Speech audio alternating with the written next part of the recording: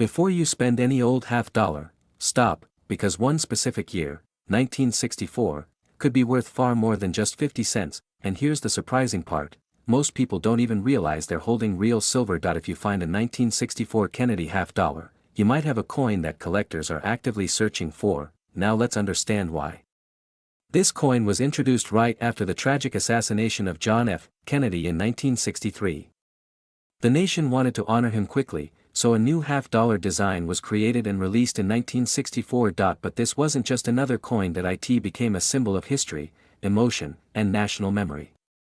People didn't just spend it, they saved it. Now here's what makes this coin truly special. The 1964 version was made from 90% silver. After that, the US reduced the silver content due to rising costs, and eventually removed silver completely from circulating coins. That means this coin represents the end of an era, and that's where the value begins. Millions were produced, yes. But many were hoarded, melted, or heavily used over time. So finding one today in great condition is much harder than you might think, and condition changes everything.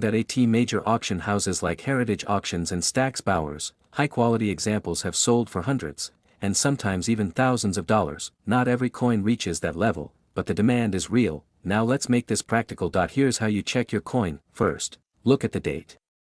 It must say 1964. Second, check the edge. If it's solid silver with no copper line, that's a good sign. Third, examine the details, look at the hair, the lettering, and the eagle. Sharper details usually mean higher value, but be careful, because one mistake can destroy the value instantly. Never clean your coin. Cleaning removes the original surface. And collectors avoid cleaned coins. If you think you found a strong example, professional grading is always the safest option. Now let's be real for a second. Not every 1964 half-dollar is worth thousands. Some are only worth their silver value plus a small premium, but high-grade coins, especially well-preserved ones, can be significantly more valuable. That's why collectors still search for them today, because this coin is more than just money. It represents history. It represents change.